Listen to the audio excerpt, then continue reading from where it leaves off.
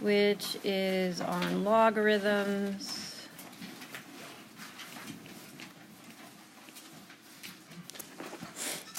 Well, no, functions.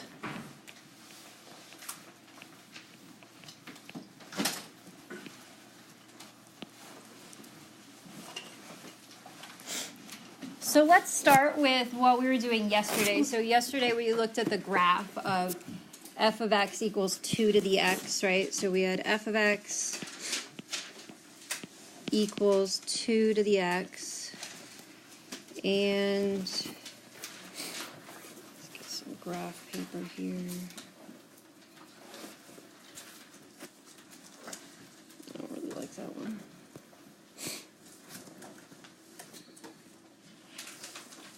That'll do.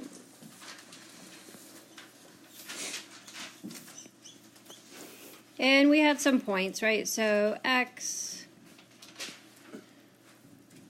y, -2, -1, 0, 1, 2. And we had 1/4, 1/2. It's not 0. It's 1, 2, and 4.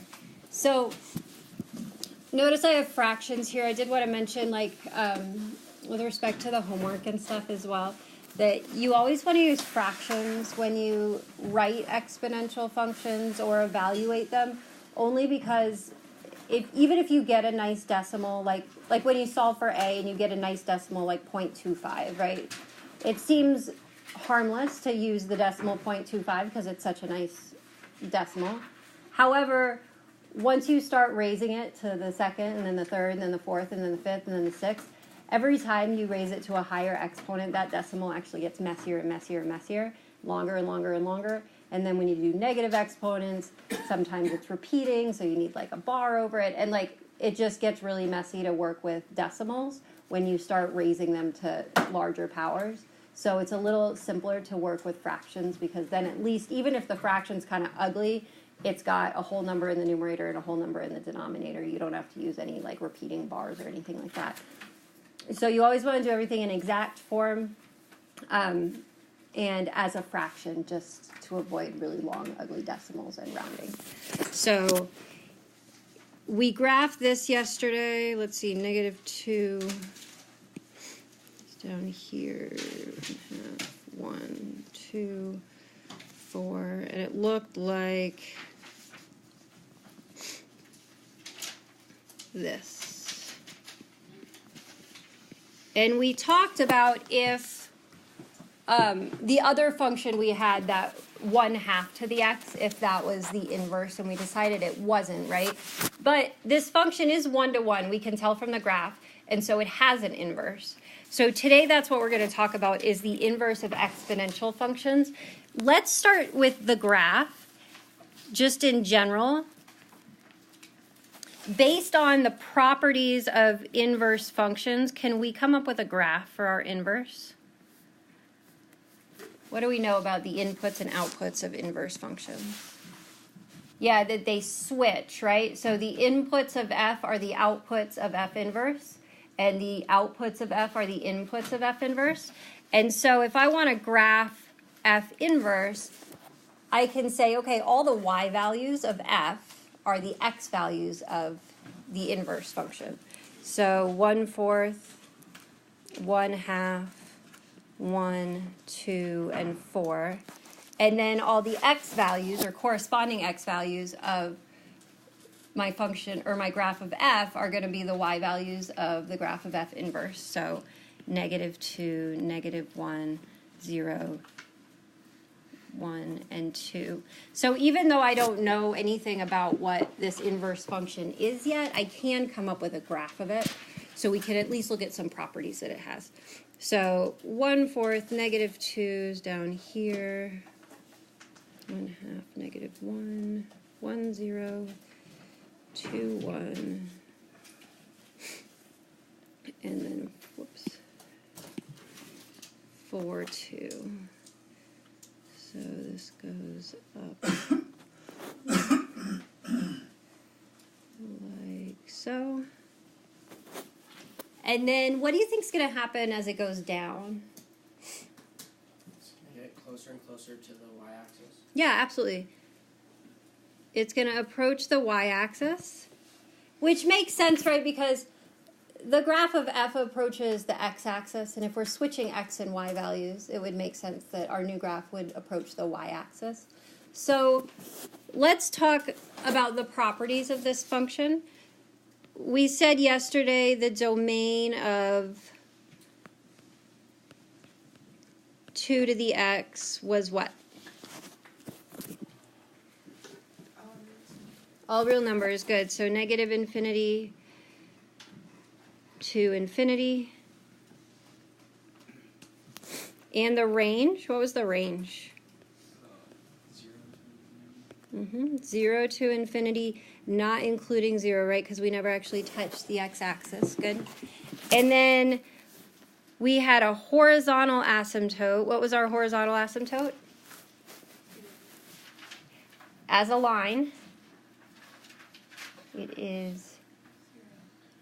So 0 is not a line, though. It's just a y equals 0, yes. Good.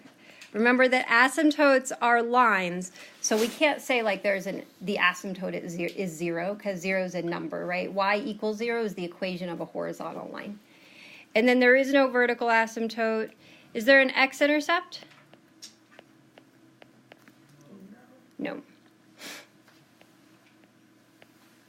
And y-intercept? 0, 1. Good.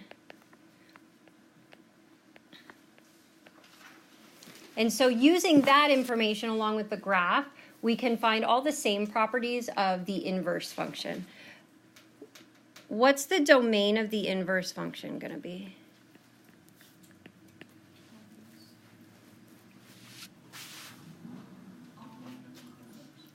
Yeah, all positive real numbers, right? We can see that two ways. First, we know that the domain of f is the range of its inverse, and the range of f is the domain of its inverse, right? Because f takes us from its domain to its range, and f inverse takes us back. So just looking at the properties of f, we can say, okay, if the range of f is 0 to infinity, then the domain of f inverse has to be 0 to infinity. But we can also see it from our graph, right? That purple curve never is on the left side of the y-axis, so there's never any negative x values, and it never touches the y-axis, so our x value is never 0 either. What about my range? What's the range of the inverse? All real numbers, good. And again, we know this because the domain of f is all real numbers, so that has to be the range of its inverse. Looking at the graph, it's a little harder to see that it's all real numbers because it sort of seems like it levels off. So on this one, on logarithm, oh, I shouldn't use that word yet, we haven't talked about it. On these functions, it's easy to like look at that and feel like there should be a horizontal asymptote, right? Like it's leveling off, so maybe it's approaching something. It actually does go all the way up to infinity. It just ends up going really slowly. There's no value that it gets infinitely close to, but never touches. So there's no like horizontal line that limits the y value of it. It goes to infinity. It just goes pretty slowly. To infinity? Infinity is not a number. You can't get to infinity. It's a concept. So we have a vertical asymptote. What is it? Distance equals rate times time. X equals 0, yes. There is an answer. We just don't know. Right, which again makes sense in terms of inverses, right? If we're switching x and y values to find the points on the graph of the inverse, then it would make sense that a horizontal asymptote of y equals 0 would correspond to a vertical asymptote of x equals 0, right? We just switch x and y. So the y becomes an x. What about x-intercepts? Do we have one of those? 1, 0. And again, that corresponds to the point 0, 1 on the graph of f, right? Y-intercept? 1, 0, 1. There is none, right? because 0 is not in the domain, right? So x can never be equal to 0.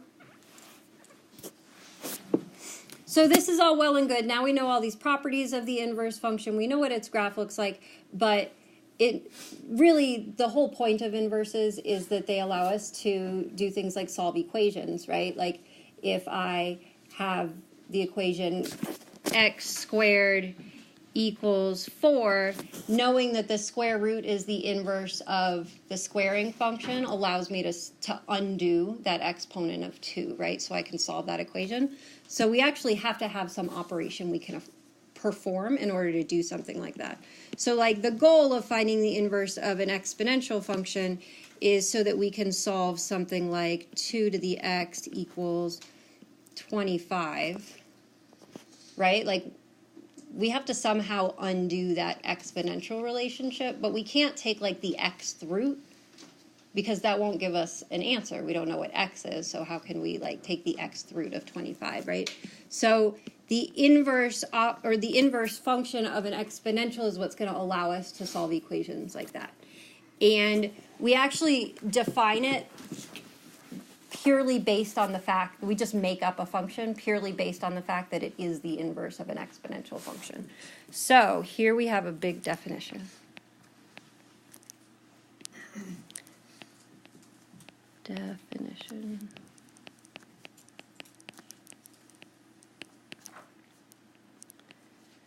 Let's word it nicely. Let's let a be greater than 0 and not 1. Remember, when we're talking about exponentials, if a was 1, that it would just be a constant function, right? Because a to any power is just 1, or sorry, 1 to any power is just 1. And so it doesn't make sense for our base to be 1. And that's the only reason we say it's not 1. But it can be like a half, right? Sure, it can be anything other than 1. Well, any positive number that's not 1. So it's not greater than 1. Correct. So the logarithm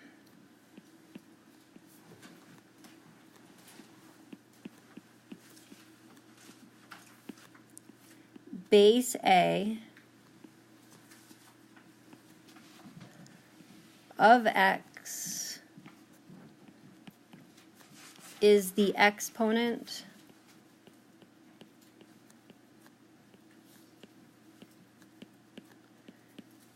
to which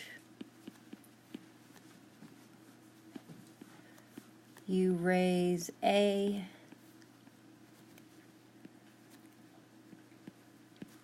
to get x. The definition of the logarithm is what we call recursive. I always want to say retroactive. We call it a recursive definition because the definition of the operation is in terms of what you do with the answer to get what you're taking the logarithm of, not in terms of actually doing an operation on x itself. So you kind of have to think in a circle, nice and backwards like that. Sort of like the square root is, right? You have to think about what do you square in order to get what's under the radical. So the thing that I take from this in the way it's worded so far is just that the logarithm is an exponent.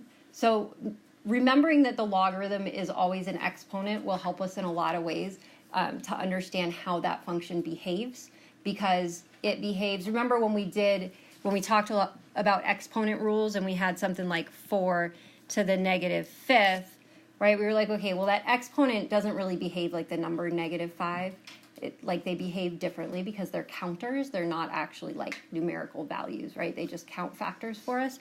And so remembering that the logarithm is an exponent or represents an exponent is going to help us see how they behave in general, like how that function behaves. In words, this is a little bit tricky. So let's write it in symbols as well.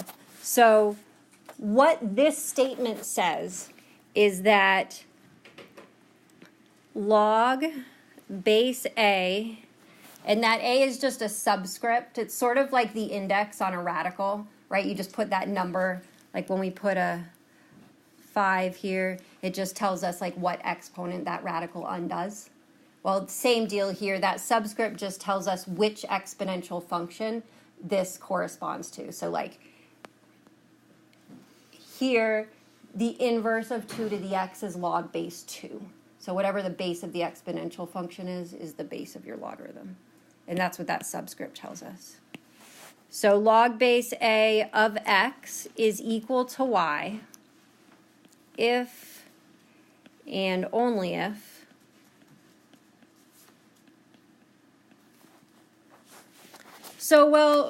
we said the logarithm base a of x is the exponent to which you raise a in order to get x.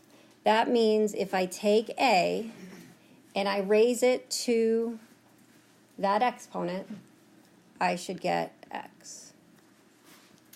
So those two equations are equivalent statements. The logarithm is equal to the exponent that you put on a to get a result of x. This statement right here that I just wrote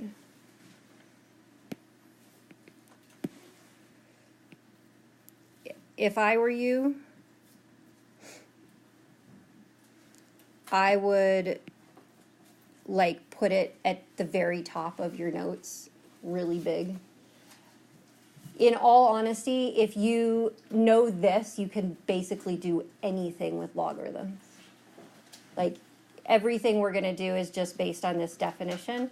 And so whenever you see a logarithm, you can always write it as an exponential equation. And then we already know how to work with exponents.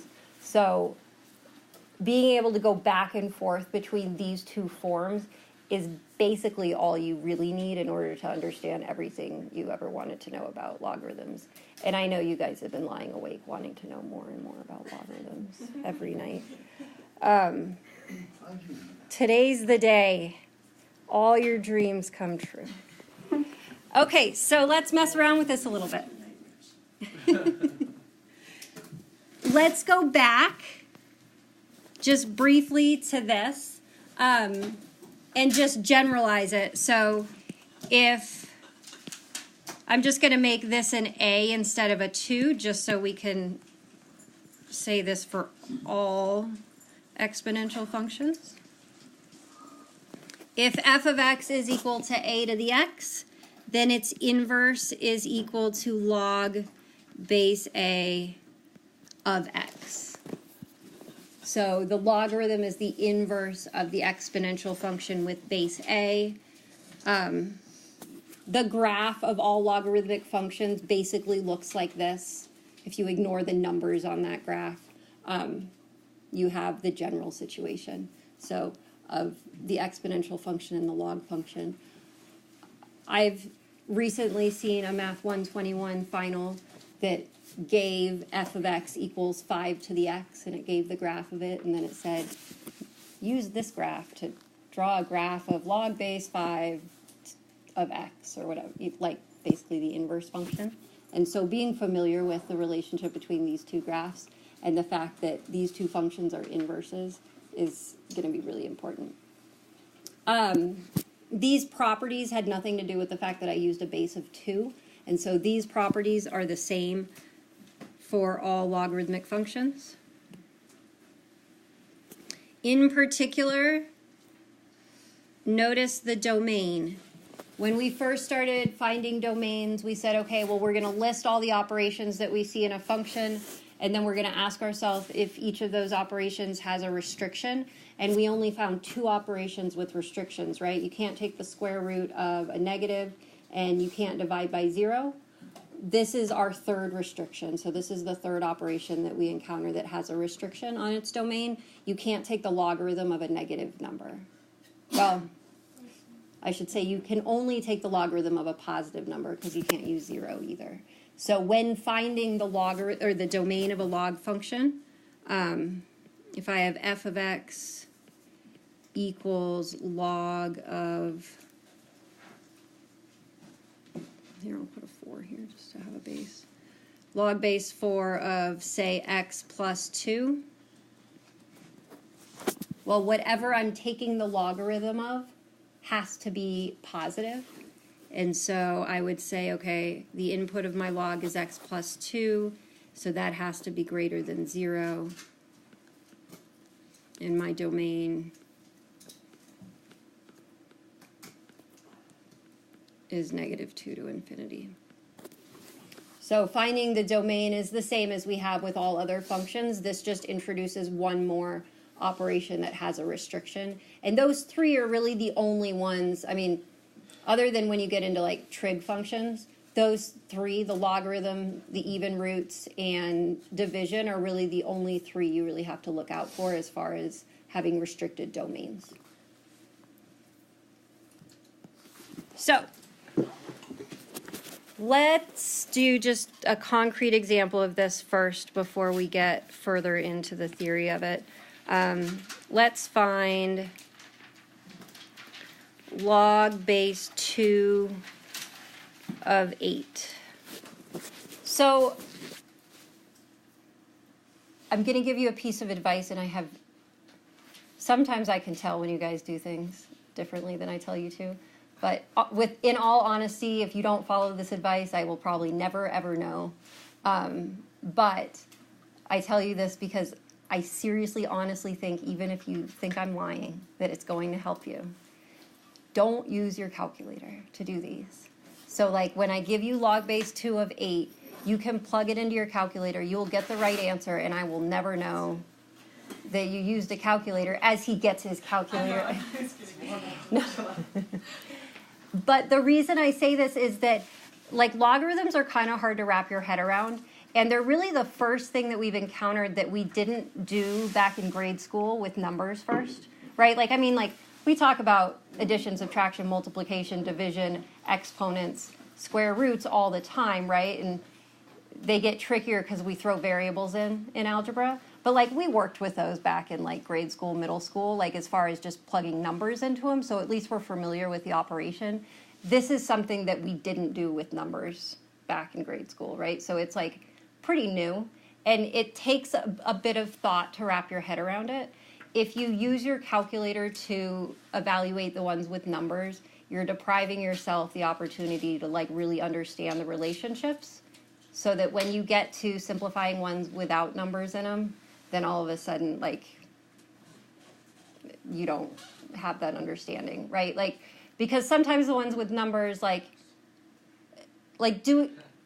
won't say it's easier to do it with numbers, but it makes more sense once you get the answer, like why it is what it is when you have a number. Once it's all variables, like good luck trying to figure it all out then if you didn't understand it with numbers because you used your calculator. You know what I mean? So like it takes a little extra time and thought, but that's the point of it, is that it takes a little extra thought, and I want you to work through these things so that you'll understand the relationships when you use them on variables. So there's a couple ways you can go about this. One is just thinking through it, and then one is like writing an equation. So if we want to just use the definition and think through this, we would ask ourselves the question, to what exponent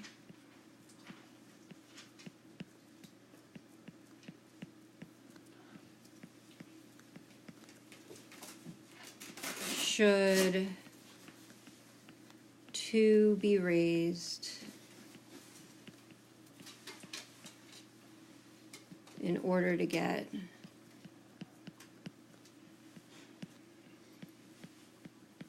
8?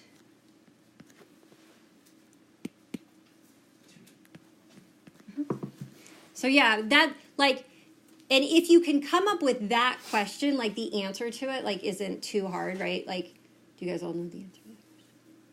Is 3, right? Like if you raise 2 to the 3rd power, you get 8. It's really the knowing what question to ask that makes these a little bit tricky. So we're just using the definition that the logarithm is the exponent that you raise 2 to in order to get 8. So you ask yourself, what exponent do I raise 2 to in order to get 8? And the answer to that is 3. And so log base 2 of 8 is equal to that exponent, 3. The other thing you can do, and it works nicely, especially with bigger numbers and fractions, is just write this as an equation. Be like, okay, well, log base 2 of 8 is equal to something, but I'm not quite sure what. So I'm just going to call it A. and then use that definition in the red box to rewrite it. So if log base 2 of 8 is equal to a, that means that if I take my base and I raise it to a, because the log is always equal to the exponent, I get 8.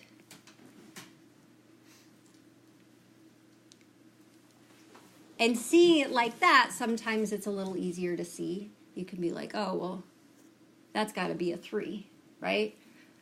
Or you can even go further and do what we call relating bases and say, well, I know that 2 to the third is equal to 8.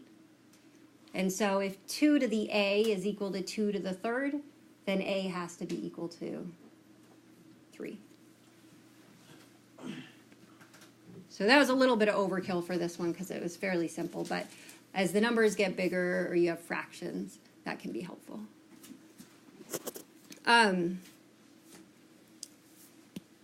In my last section, somebody said that color coding was helpful, so let me color code this for you. Let's see. We'll make the base green.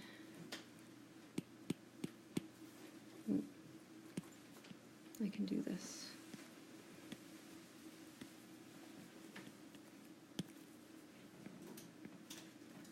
The base is green and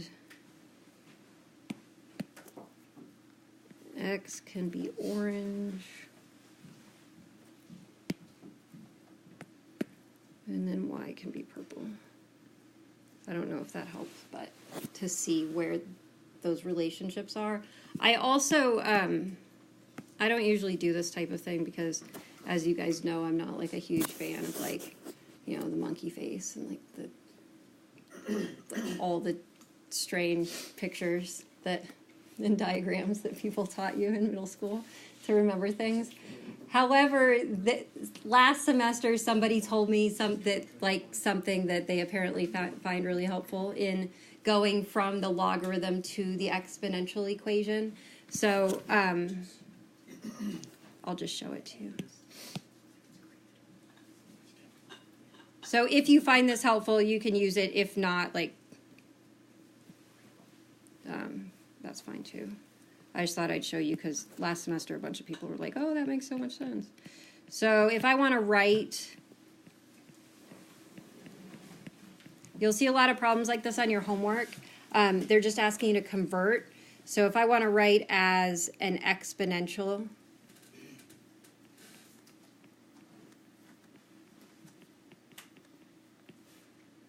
equation.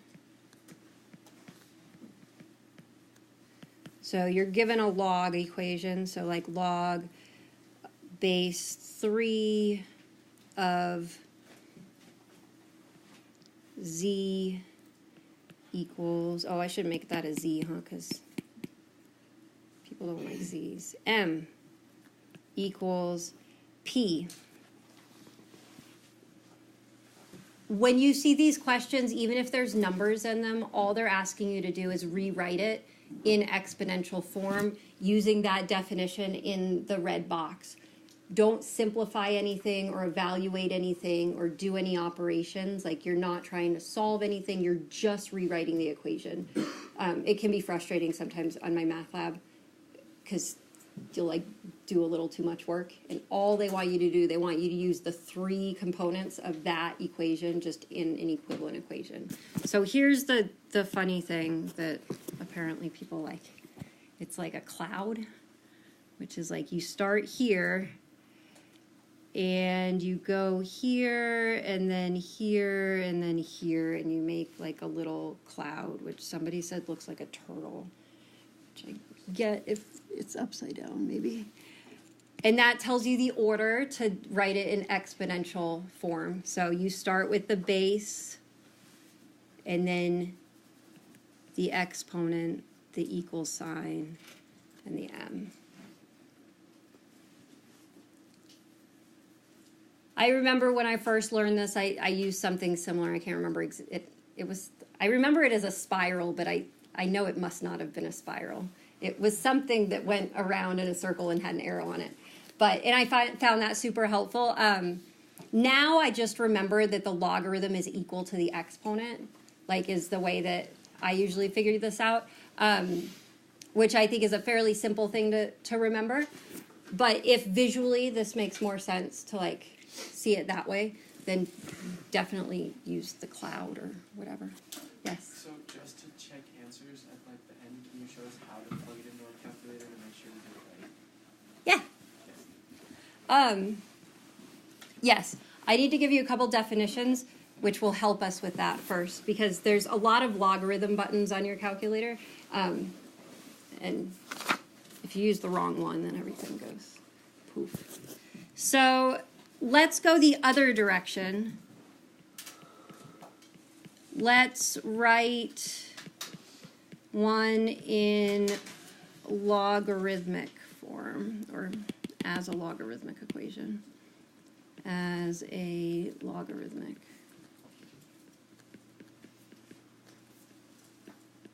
equation. Like 7 to the x minus 4 equals 2. I don't have a cute picture for this one. But the logarithm is equal to the exponent. So I'll just write the word log first and then write equals and say, okay, the log is on one side, the exponent is on the other, because the logarithm is always equal to the exponent. The base is the base, right? So the base of the exponential is the base of the logarithm. And then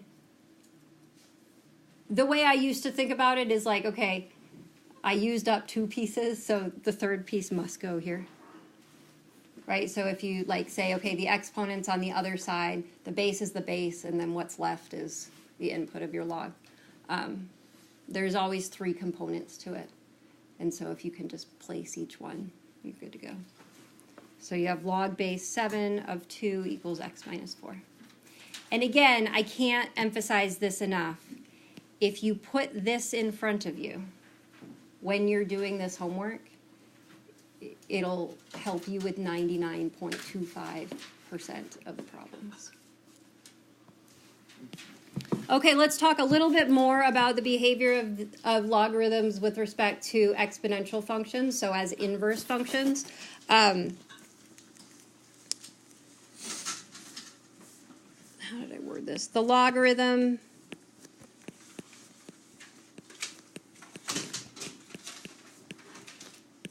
base A is the inverse of the exponential function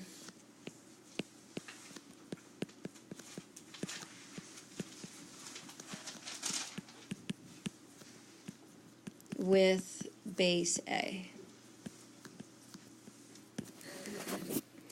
So, what does that mean about these 2 functions? What do I get if I compose the 2 functions? Let's say I start with an input of x, and then I do the composition of the logarithm base A and the exponential function with base A. I should get x. Inverse functions undo each other, right? So if you start with x and you do a function and its inverse, it just takes you right back where you started.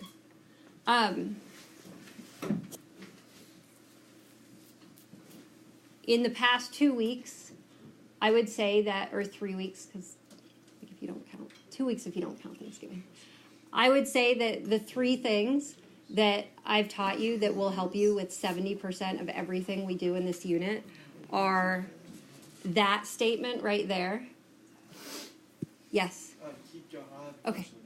So that statement right there, the statement that f of f inverse of x is equal to f inverse of f of x, both of which are just equal to x. That statement says that inverses undo each other. And then the statement that the decay or growth factor is equal to 1 plus the decay or growth rate.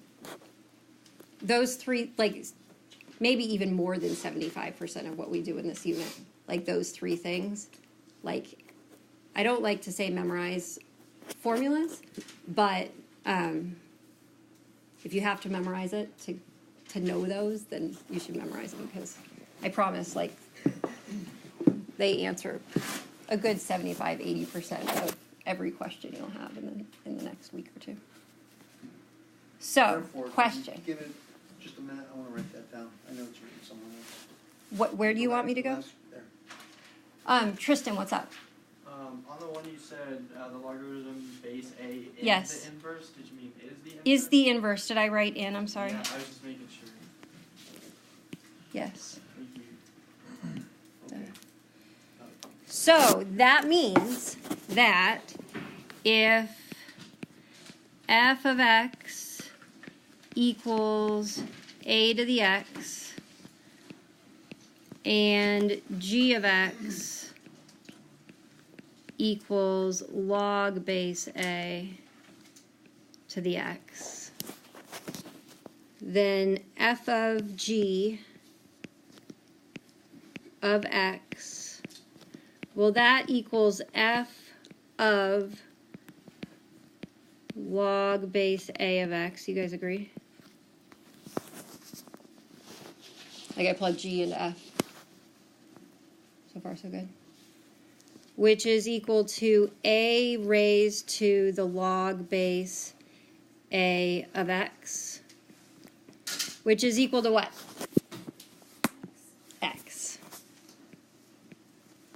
Now we know it's equal to x because we know that f and g are inverses, right? I took the composition of inverse functions, which means that whatever I do to get it, like, it ends up being x. But we should also talk about why a raised to the log base a of x is equal to x just algebraically.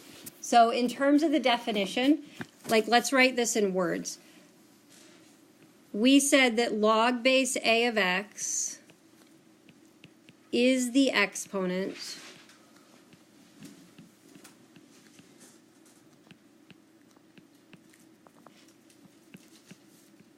you raise a to in order to get x. So, if you raise a to that exponent,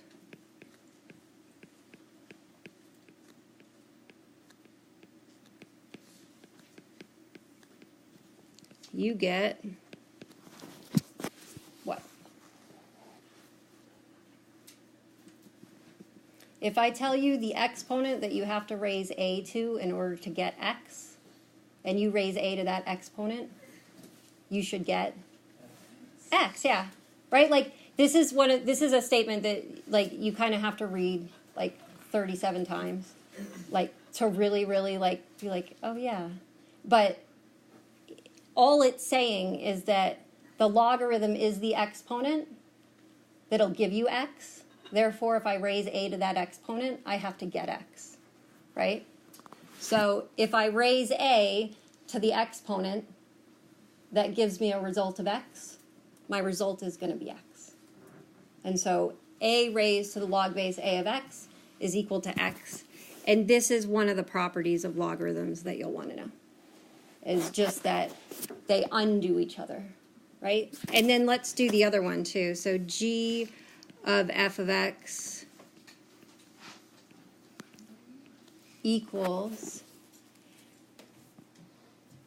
g of a to the x,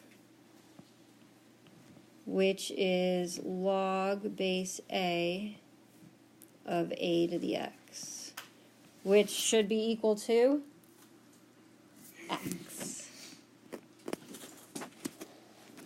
Again, we know it should be equal to x because we composed inverse functions, and the composition of inverse functions is always equal to x.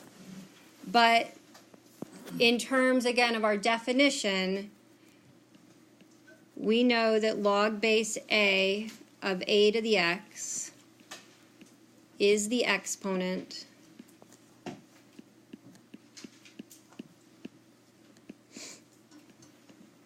you raise a to in order to get a to the x. What exponent do you raise a to in order to get a to the x? Right? It's so simple once you know it, right? It like, that's what's frustrating about logarithms is really like at their core, like they're actually really simple, but there's so many circles to go around half the time to like get to it that it can seem really, really confusing. So, and then this is another property. I mean, both of those properties are just stating that the logarithm and the exponential like undo each other. But they're ones that you'll want to know.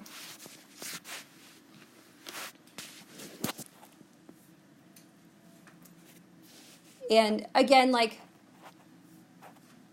there's a few ways to approach this topic. There's a lot of memorization you can do.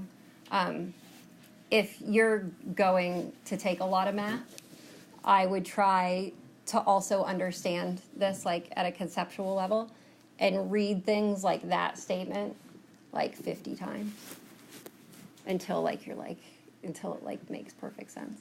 Sometimes when I read it, it doesn't make sense after I write it. So this makes your brain feel like it's going in circles. Yes? So the portion what you just wrote on the right-hand side, is that what you get from the end statement of the second? No. Because it just says you get, and then it just ends. What you get x.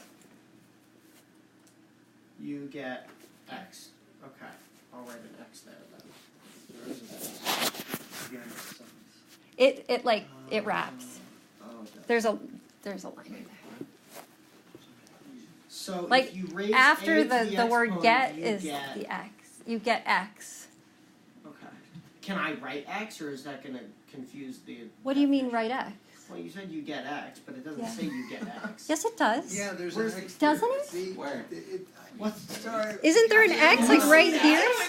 No, not Oh, up to at the that. very end. There's an x right there. No, at the very end. Okay, yes.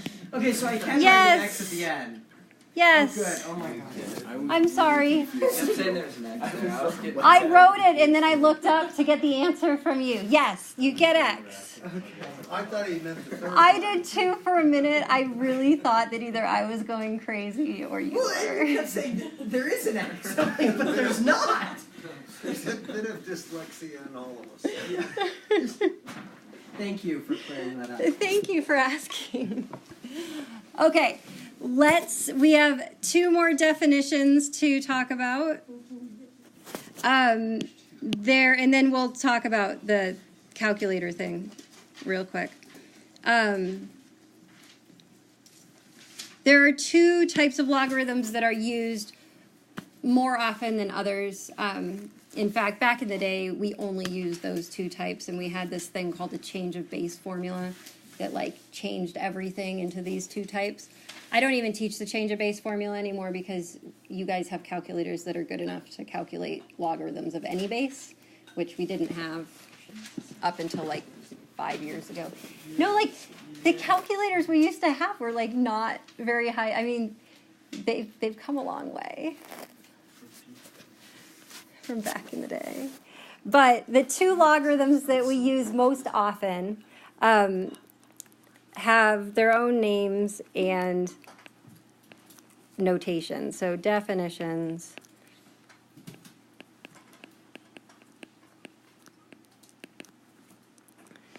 The first one is called the common log. So the common logarithm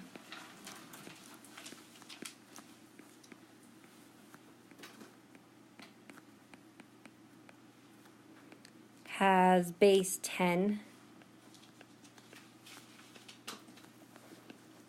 And the base is not written.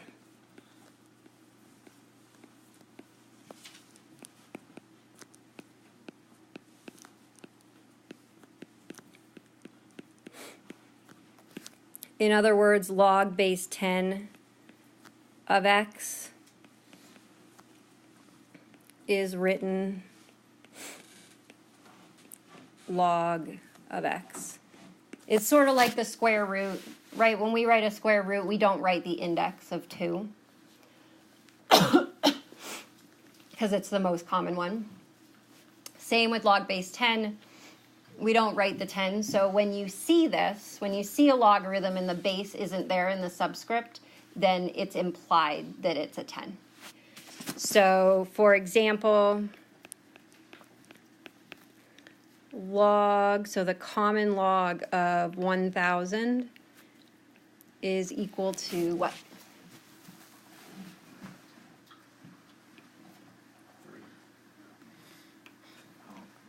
Everybody asks themselves the question. So what exponent do we raise 10 to in order to get 1,000? 10 to the 10th is 1,000. 3.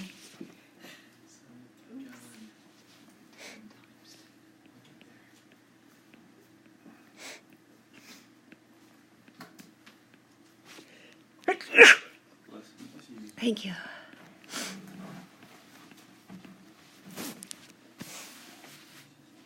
And then the other one that's used even more often is the natural log.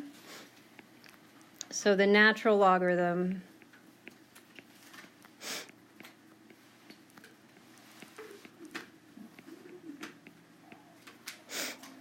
has base e. Remember we learned about e yesterday and we were all very excited about it. It has base e and is written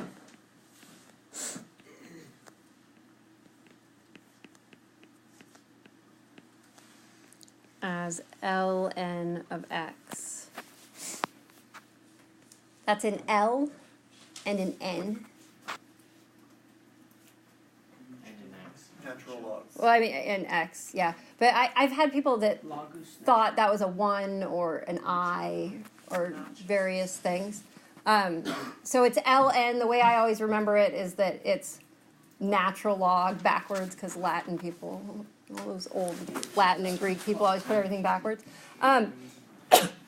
But so like log base e of x is written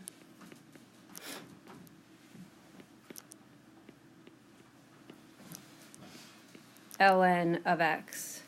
And like if you write this, all the cool math kids will laugh at you. Like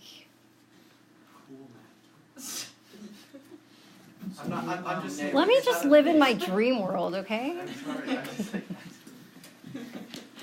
My point being, like, you can't get away with writing, like, I mean, like, you can kind of get, so if you write log base 10 of x, like, with the 10, like, you can kind of get away with it, like, nobody's gonna be too unimpressed, but if you write log base e, like, it's just not a thing, like, it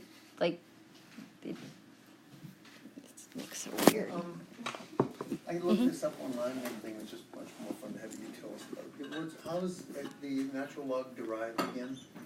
How is it derived? It's. Where does it originate from? Do you mean the number e? Oh. Euler, right? Leonard Euler, right? Well, so no, e is the here. Let me get out of this.